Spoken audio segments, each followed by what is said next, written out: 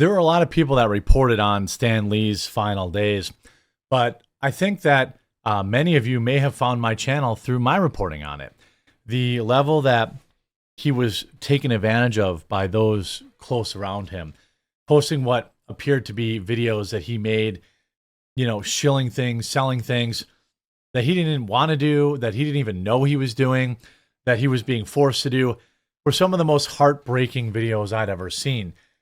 Yet, very few of the people that took advantage of him ever bothered to see any level of justice. And I just think that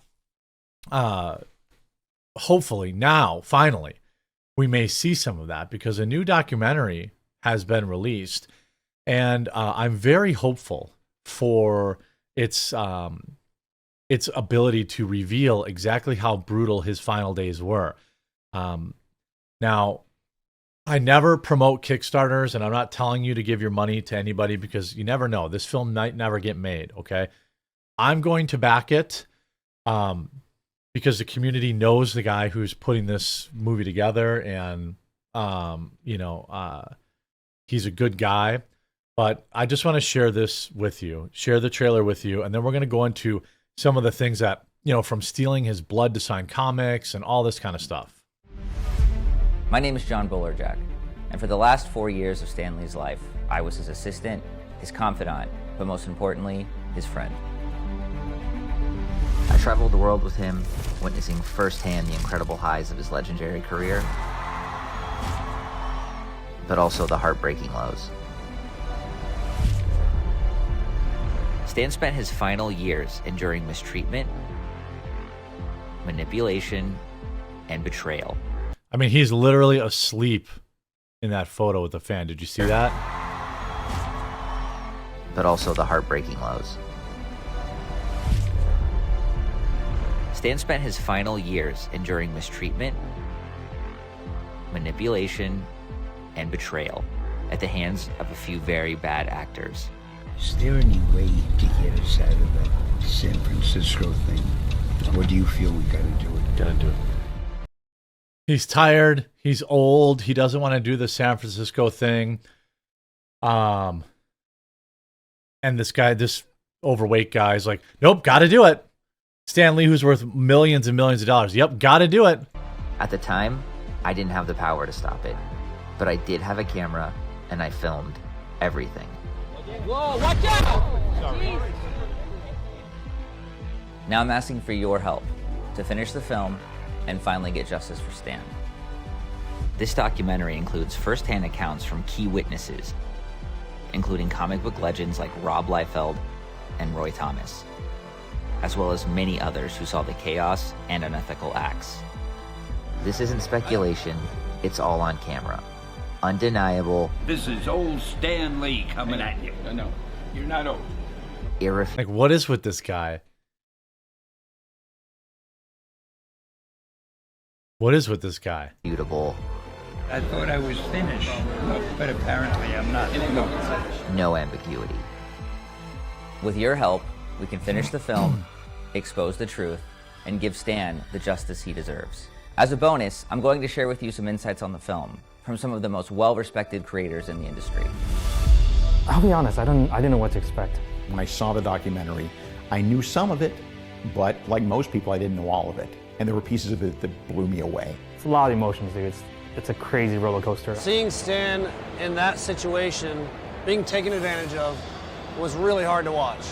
Because I just think, I was thinking of my parents and my grandparents. So I think it's important that people see that even the guy at the top, the most successful comic creator, isn't protected. This film shows behind the curtain that not a lot of us fans get to see.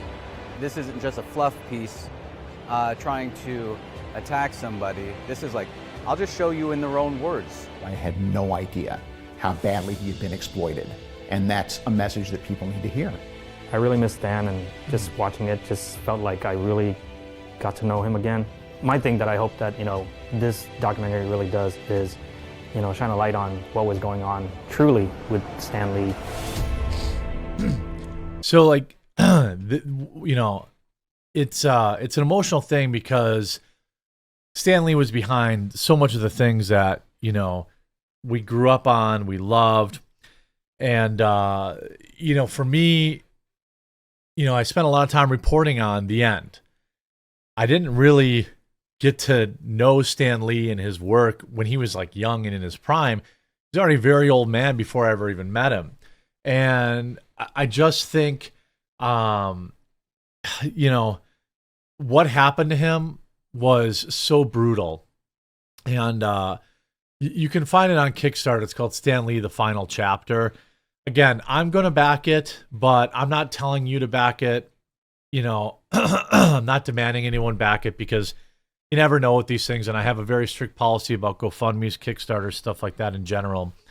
But it looks like very likely to be made. It sounds like these people have actually seen. I feel very certain that this will get made. And, you know, this is some of the stuff that, you know, Stan Lee's blood got stolen and was used to sign comics. An individual forged fake medical documents authorizing Stan Lee's blood to be drawn. So somebody took Stan Lee to give his blood before stamping on several copies of the Mighty Thor number 700 and a variant cover of Rise of Black Panther 1. Who could have done that? Who signed him up to get his blood drawn, then took him to get his blood drawn, then gave that money away, or then gave that blood to those people that made the comic books? I mean, it had to be somebody close to him, right? The Daily Beast claims that $300,000 was donated from Lee's business account to Hands of Respect without his knowledge. Hands of Respect also reportedly purchased a $850,000 condo in West Hollywood, not far from Stan Lee's home in the Hollywood Hills. Lee and his daughter are no longer associated with the company. The company was a sham. That money was stolen from him. You know, one of the most beloved people, you know, a man that loved his wife, a man that, you know, many people view as the father of modern comics. And I know there are many that came before him. I know there are many that were probably better than him, you know, but he popularized it. And I feel like that is, you know, a fair thing to say. I don't mean to disrespect any other of the godfathers of comic books, right? But Stan Lee is synonymous with comic books. Stan Lee's movies, his cameos, always loved them. You know, and you can see here, documentary on Stan Lee, exploitations of the Marvel comic legend in his final years. John Bolerjack, former assistant of Lee before his passing in 2018, claims the film exposes mistreatment and abuse from bad actors in Lee's inner circle. Well, we know that's true. I reported on it. If you just search my channel for Stan Lee, you'll see I did a dozen videos on it, showing some guy like yelling at him to record these cameos and all this kind of stuff. Seeing in that Stan in that situation being taken advantage was really hard to watch. Lee, who passed away in 2018 at 95, was the subject of an investigation from The Hollywood Reporter shortly before his death, in which it was claimed that he was a victim of elder abuse and had other individuals improperly influencing his family members and worked to gain control of his assets and money. Lee's family members, Lee's estate in 2023 lost the lawsuit on a technicality against a former attorney, but Bolerjack's documentary claims to explore other aspects of Lee's exploitation. The trailer for the documentary does not name any individual specifically, but it has several sequences involving Max Anderson, Lee's former road manager, for many of his convention appearances. Anderson was named in THR's 2018 investigation, though he's denied any wrongdoing. Bolerjack is seeking $300,000 through Kickstarter in order to complete his Stan Lee final chapter. You know, I don't think they actually even linked to it, but at least they linked to the video there. You know, this is, again, a new, here you see the synopsis of the film reads, the events are chronicled by his assistant. What he uncovered was a thriving market where Stan's signatures and memorabilia were converted into huge piles of cash, and rival hucksters double-cross each other to control Stan's fortune. After years of collecting this footage, he's ready to share it, this shockingly and truly heartbreaking story with the world. Bringing the truth to light is never without risk. This documentary delves into the real story behind Stan Lee's final years, exposing who wronged him. As a result, I face potential threats to my personal safety, frivolous lawsuits meant to silence me, and other efforts to suppress the film. Despite these challenges, I'm committed to ensuring Stan Lee's story is told. With your support, we can overcome these obstacles in his legacy. I mean, the trailer kind of says everything that you need to know, but you see this. I spoke to him at length, even toward the end of his life. A lot of things had happened to him, but I never got a real sense that he felt any shame about it, Bolerjack added. I think he wanted it out there to be that sort of warning. Aside from his work in comic books, Lee also became famous for his cameos in dozens of movies and TV shows. His final appearance was in 2019's Avengers Endgame, which was released just a handful of months before his passing. I think that, again, however you feel about, Stan Lee, especially modern Marvel, I think Stan Lee is pretty universally beloved, and what happened to him in particular in the end was just despicable. And I also think that, like, if you look at basically your grandparents or your parents, I had members of my family taking advantage of my grandma, stealing her porcelain dolls collection when she had dementia, getting her to write them checks, bounce checks out of her bank. I think it just hits home for a lot of people because age comes for us all. Time is undefeated.